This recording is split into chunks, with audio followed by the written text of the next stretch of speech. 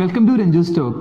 Schengen വിസയെ പറ്റി നിങ്ങൾക്ക് എല്ലാവർക്കും അറിയാം. നമ്മൾ യൂറോപ്പിലേക്ക് പോകാനായിട്ട് ആഗ്രഹിക്കുന്ന എല്ലാവരും എടുക്കുന്ന വിസയാണ്. ഒറ്റ വിസയും കൊണ്ട് യൂറോപ്യൻ യൂണിയനിലെ കുറേ രാജ്യങ്ങളിലേക്ക് നമുക്ക് ട്രാവൽ ചെയ്യാൻ പറ്റും. അതായത് യൂറോപ്യൻ യൂണിയനിലെ 22 രാജ്യങ്ങളടക്കം 27 രാജ്യങ്ങളിൽ ഒറ്റ വിസയായിട്ട് നമുക്ക് ട്രാവൽ ചെയ്യാം. ആ വിസ ഏത് രാജ്യത്തേക്കാണോ എടുക്കുന്നത് ആ രാജ്യത്ത് പോയി ഇറങ്ങിയിട്ട് എങ്ങോട്ട് വേണമെങ്കിലും ഒരു റെസ്ട്രിക്ഷൻസും ഇല്ലാതെ നമുക്ക് ട്രാവൽ ചെയ്യാൻ പറ്റും. ബോർഡറിൽ പ്രത്യേകിച്ച് ചെക്കിംഗ് ഒന്നും ഉണ്ടാവില്ല. ഇപ്പോഴ് 2 രാജ്യങ്ങളിലൂടെ നമുക്ക് ട്രാവൽ ചെയ്യാം. അതായത് ഈ ഷെങ്കൻ വിസയിലേക്ക് ആഡ് ചെയ്തിട്ടുണ്ട്. ആ 2 രാജ്യങ്ങൾ ഏതാണെന്ന് നോക്കാം. 2024 അവർക്ക് അപ്രൂവൽ കിട്ടിയത്. ബൾഗേറിയ ആൻഡ് റൊമേനിയ ആണ് 2 രാജ്യങ്ങൾ പുതുതായിട്ട് ആഡ് ആയിരിക്കുന്നത്.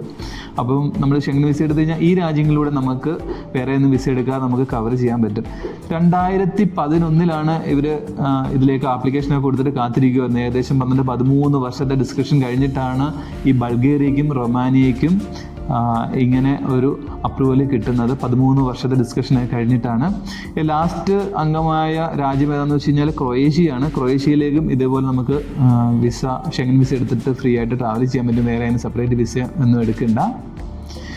അപ്പോൾ ഇവർക്ക് ഈ ബൾഗേറിയയ്ക്കും റൊമേനിയയ്ക്കും ഇപ്പോൾ കിട്ടിയിരിക്കുന്നത് പാർഷ്യൽ മെമ്പർഷിപ്പാണ്. അതായത് യൂറോ അല്ല ഇപ്പോൾ അവിടുത്തെ രാജ്യത്ത് കറൻസി ആയിട്ട് ഉപയോഗിക്കുന്ന അവരുടെ ലോക്കൽ കറൻസിയാണ്. 5 വർഷങ്ങളിലൂടെ കഴിയുമ്പോഴത്തേന് അവിടെയും യൂറോ നമുക്ക് യൂസ് ചെയ്യാൻ പറ്റും. ഇപ്പോൾ ലോക്കൽ കറൻസി ആണെങ്കിലും ഭാവിയിലേക്ക് അവിടെയും കൂടെ ഈ കറൻസി കൊണ്ടുവരാനായിട്ട് അവർ ട്രൈ ചെയ്യുന്നുണ്ട്. അപ്പോൾ നിങ്ങൾ ശ്രദ്ധിക്കുക, ബൾഗേറിയ ആൻഡ് റൊമാനിയ ഇപ്പോൾ ഷെങ്കൻ വിസയിലേക്ക് ആഡ് ചെയ്തിട്ടുണ്ട് എന്നുള്ള കാര്യം. Okay, thank you, by.